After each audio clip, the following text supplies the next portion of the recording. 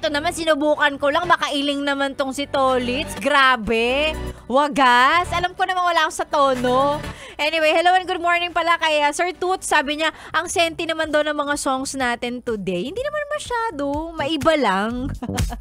Ayan. Welcome back po sa radio show ninyong walang title. Pero my beautiful DJ hatid ang ating topic for today, which is... ano yung mga moments o mga bagay na mapapasabi ka na lang ng sana hindi ko na lang ginawa? Yan. O, ito magbasa tayo ng mga sagot. Sabi ni Claire, Sexy Mega, nung nagpautang ako sa kaibigan ko na hindi ko naman alam na hindi pala magbabayad. Hanggang ngayon hindi pa po nagbabayad sa akin. Sana hindi ko na lang pinautang. Hindi na rin po kasi nagkikibuan o hindi na rin po kasi kami nagkikibuan ngayon. Oh, yan. Ito yung sinasabi ko sa inyo eh. Ang daming pagkakaibigan po ang nasisira talaga ng dahil sa utang. Ha? Oo, pera. Kasi 'di ba, nakakawalang gana gawing friend yung taong nangutang ka sa akin tapos hindi ka magbabayad. Oh, 'di ba? I remember so many people. Oh, ito, sabi ni Ivy. Sexy Megan, sa akin, nung sinagot ko po yung jowa kong iiwan din pala ako. May souvenir pa ngang baby. Sana nakinig po ko sa parents ko noon. Pero okay na lang din because blessing din naman sa akin ang baby ko ngayon. Ay. Ang sinasabi ko sa inyo, ha? Nasa huli talaga ang pagsisisi. But again, no, sabi nga natin, everything happens for a reason naman. And sometimes, you know, life teaches us lessons, and sometimes we learn these lessons the hard way talaga. Walang choice. Yun talaga. So, I mean, you know, lalaban ka na lang, 'di ba? Fight. Ganon. And of course, you move forward. Yun ang pinaka-importante. Okay, ito. Sabi naman ni Patrick, sabi niya, yung mga bagay daw, o yung isang bagay na sana hindi na lang niya ginawa, nung nag 1, 2, 3 daw siya sa jeep. Kasi hindi daw kinaya ng konsensya niya. At mukhang hanggang ngayon, dinadala-dala niya pa rin yung paggawa 1, 2, 3 niya sa jeep na yan.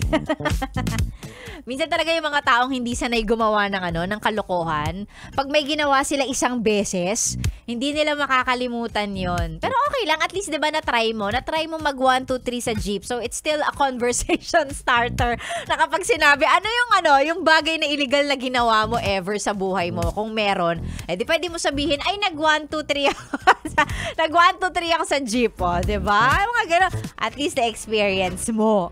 O, eto. Sabi naman ni Eve, sa akin, Sexy Megan, nung nagsabi ako na break na tayo, nung minsang nag-away kami ng jowa ko. Malay ko ba kasi natutuluyan niya pala? Ayun, hindi ko naman minimin yun, pero natuluyan na nag-break kami. Hindi man lang siya nagsabi na ayaw na pala niya at hinihintay niya lang na sa akin manggaling. O, yan, Eve! Alam nyo, lagi kong sinasabi ha, kapag kunwari meron kayong jowa, never ever na kahit, maliit na misunderstanding, magsasabi ka na, ayoko na, break na tayo. Kasi paano kung tuluyan, 'di ba? Tutuhanin nung jowa nyo, nung partner nyo na ganun, o di sige, break na tayo. Plus it's parang sinasabi mo rin na konting misunderstanding lang, ready ka nang bitawan yung relasyon natin. For me, para sa akin lang naman to, parang it's a form of immaturity, and at the same time na parang pinapakita mo sa akin, sinasabi mo sa akin na ganun mo kadaling bitawan yung relationship natin. Nagka-misunderstanding lang tayo, hindi lang tayo, alam mo yun, meron lang tayong pinag-aawayan na bagay, ready ka nang makipag-break agad. Lalong-lalo na pagka yung pinagtatampuhan mo or yung pinag-aawayan ninyo ay mababaw lang. Tapos sasabihin mo na, mag-break na tayo, ayoko na. Diba? Tapos nagpapabebe ka lang naman. Pwede ka magpabebe in other ways, but never ever joke about or never ever mention na, ayoko na, mag-break na tayo. Yung ganon, di ba? Kababawan, B. Sige ka, ayan, matutulad ka kay Eve na tinuluyan ng jowa niya. O, ayan, di ba? Break tuloy kayo ngayon.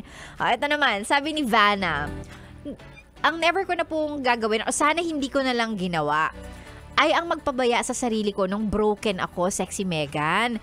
Nag-gain ako ng sobrang weight plus breakouts. Pero ngayon, desidido na po ako sa Balik Alindog program ko kahit gaano pa kahirap ito. Oh, yan. Well, alam mo, sino yun? Vanna, it's okay. Minsan talaga ganun eh. Pag may pinagdadaanan ka at some point talaga mapapabayaan mo ang sarili mo. But what's important is 'Di ba, determined ka to, bring back that alindog na meron ka dati na nawala because may pinagdaanan ka. Normal naman yun eh. I mean, alam mo yun, tao ka lang. Don't be too hard on yourself. So, yeah, I support you. I'm rooting for you. Go, go, go, girl. Paganda ka at hayaan mong maglaway kung sino man yung lalaking nang iwan sa'yo. Ganon. 'Di ba? Ito, last na for this batch. Galing kay Faith. Sabi niya, yung bagay na sana hindi ko nalang ginawa ay ang magbida-bida dito sa office. Ha? Hindi naman po ako na-inform na pag marami palang alam, marami ding trabahong ibibigay. At least ngayon, alam mo na, 'di ba? Pag bida-bida, pag palaging nagvo-volunteer, pag maraming pinapakitang skills, ha? Minsan sa'yo lahat ibibigay. Pero okay lang, B. At least alam nila yung capability mo. Dapat marunong ka na lang lumaban.